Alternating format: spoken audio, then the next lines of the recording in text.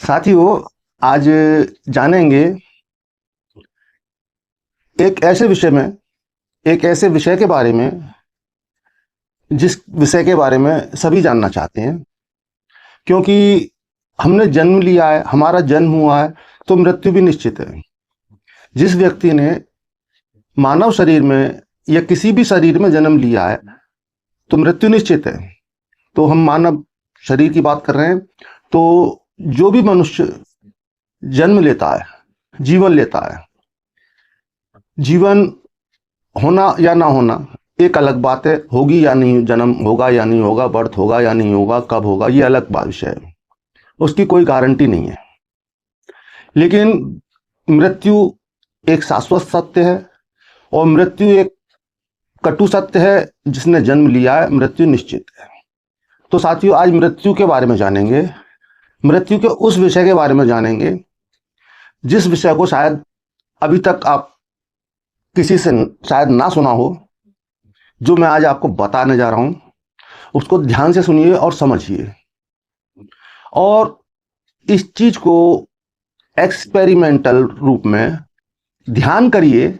आपके नजदीकी जो लोग नेचुरल प्रोसेस से गुजरते हुए मृत्यु को प्राप्त हुए, सामान्य गति से बीमार हुए या उनके शरीर शिथिल होते चले गए, इंद्रियां शिथिल होती चली गई और लंबे समय में बेड पर रहते हुए उन्होंने देह का त्याग किया, तो वैसे केसों में, और कई बार ऐसा होता है कि मृत्यु बहुत जल्दी घटित हो जाती है, तो उन केसों में इन बात को नहीं कर रहा हूं मैं।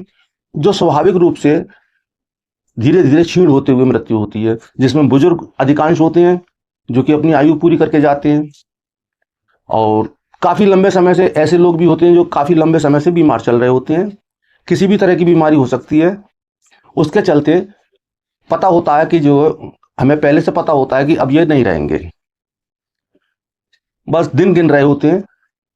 तो साथियों, यहां आपको ये जान लेना बहुत आवश्यक है, 48 घंटे पहले से ऐसा क्या घटित होता है उस व्यक्ति के साथ जिसकी मृत्यु होती है। जो मृत्यु को प्राप्त होता है उसके साथ 48 घंटे पहले, मृत्यु से पहले 48 घंटे पहले क्या घटित होता है, अगर आप उसको समझ लेंगे तो आप अपने प्रिय को, जो आपसे जुदा हो रहे हैं, आपसे विदा ले रहे हैं, जो इस शरीर को छोड़कर जा रहे हैं, आप उन्हें काफी सुविधाजनक स्थिति तक पहुंचा सकते हैं और बहुत अच्छी स्थिति उनके लिए निर्मित कर सकते हैं, अगर आपने इस साइंस को, इस विज्ञान को समझ लिया। कल के वीडियो में मैंने चित्त के विषय में आपसे बात की।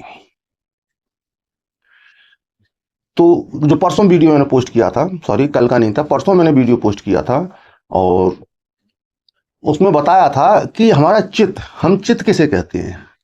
तो मैंने बताया था कि हमारा जो सबकॉन्शियस माइंड है वही चित्त है, उसी को सबकॉन्शियस माइंड को हम चित्त कहते हैं।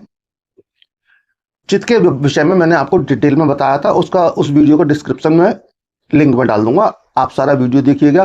प्राण विज्ञान और स्वर विज्ञान पर आधारित वीडियो है, बहुत अच्छा वीडियो है, आपके लिए उपयोगी है। तो यहां समझते हैं 48 घंटे पहले क्या घटित होता है। हमारा कॉन्शियस माइंड, ये आपने लॉ ऑफ अट्रैक्शन में सुन रखा है, पढ़ रखा है, मेरे द्वारा भी बताया गया है। हमारा कॉन्शियस माइंड किसी भी बात को सबकॉन्शियस माइंड तक नहीं जाने देता।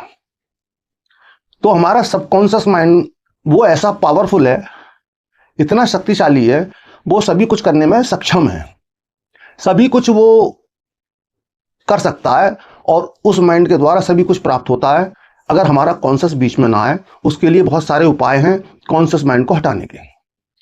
तो यहां आप समझिए, आप अपने प्रिय की मृत्यु को सुखद बना सकते हैं, अच्छी बना सकते हैं, और अपने लिए भी बहुत सुखद स्थितियां पैदा कर सकते हैं।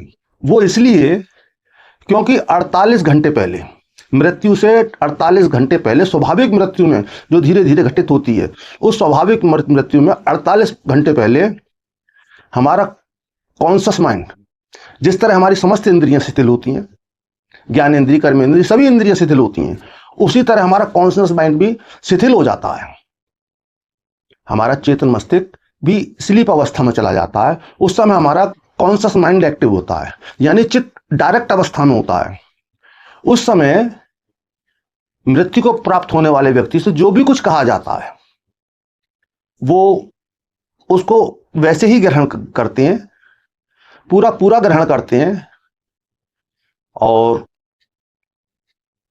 मुक्त होने में उन्हें उन चीजों से सहायता मिलती है। इसीलिए कहा गया है कि मरते समय, मृत्यु के समय कान में भगवान का नाम बोलिए, गीता का पाठ करिए। तो इस चीज को आप गहरे से समझ लीजिए। इसके लिए मैं लाभ भी आपको बताने जा रहा हूं। जो मृत्यु शैया पे पड़े हैं और प्राण त्यागने वाले हैं, 48 घंटे पहले उनका कॉन्शियस माइंड काम करना बंद कर देता है। सबकॉन्शियस माइंड एक्टिव होता है, चित्त एक्टिव होता है। वो आपकी सारी बातें सुन रहे होते हैं, ग्रहण कर रहे होते हैं। उस समय आप जो भी उन्हें कहेंगे वो उसे स्वीकार करेंगे। जैसे भी आप अपनी भावनाओं को उनसे कहना चाहते हैं, बताना चाहते हैं, वो आपकी भावनाओं को स्वीकार करेंगे, आपके प्रेम को भी समझेंगे। आपने कहीं कोई गलतियां की हैं और आप उनसे माफी मांगना चाहते हैं तो वो आपको माफ भी करेंगे और बहुत गहराई से, जिसके आगे आने वाले जीवन में आपके लिए विपरीत प्रभाव नहीं होंगे। और दूसरा, ऐसे में आप उनकी सेवा करें। अगर वो ऐसे में आप उनके चित्त से आपके लिए जो आशीर्वाद निकलेगा, जो भी आशीर्वाद निकलेगा, वो इंद्रियां उनकी काम नहीं कर रही हैं, सुन रहे हैं, समझ रहे हैं, बाकी उनकी इंद्रियां काम नहीं कर रही हैं, लेकिन उस समय जो भाव उनके मन में उठेगा आपके लिए, अगर आशीर्वाद के रूप में उठेगा तो वो आशीर्वाद आपको लगेगा, वो आप आशीर्वाद 100% फलित होगा। और उस समय आपने कोई ऐसी बात कही जो कि आपके लिए अभिशाप भी बन सकती है, वो आपके बद्दुआ के रूप में भी हो सकती है।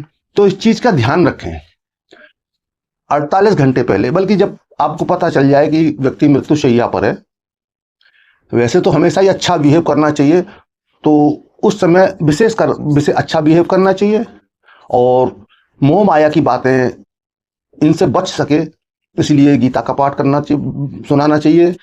इसीलिए कहा गया कि गीता का पाठ सुनाएं, क्योंकि ऐसी बातें बताएं, ऐसी बातों को करें जिससे कि जो मोह माया हटती हो।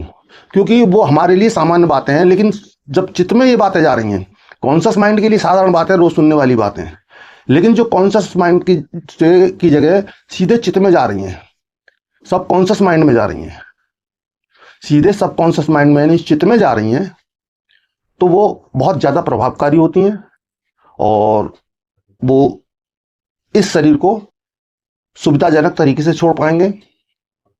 ज्यादा दुखी होकर ना दिखाएं जिससे कि उनके मन को कष्ट हो। प्रेम दर्शाएं और प्रेम से विदा करें और अपना प्रेम भी उन्हें जाहिर करें और आशीर्वाद भी उनसे मांगें और अच्छी भजन सुनाएं, भगवान के नाम लें इत्यादि वगैरह। यो तो इस चीज को मेन समझ लेना है कि 48 घंटे पहले से जो भी बातें आप उनसे कहेंगे वो डायरेक्ट उनके चित्त में जा रही है। इसमें सबकॉन्शियस माइंड कोई भी इंटरफेयर नहीं करेगा, आपकी बातें सीधी उनके चित्त में जा रही हैं। तो सावधानी से अपनी बातों को समझिए, आप क्या कह रहे हैं। कोई नेगेटिव बातें ना करें, जितनी बातें करें सारी पॉजिटिव करें, अच्छी करें। इसी के साथ आप सभी को बहुत बहुत प्रेम।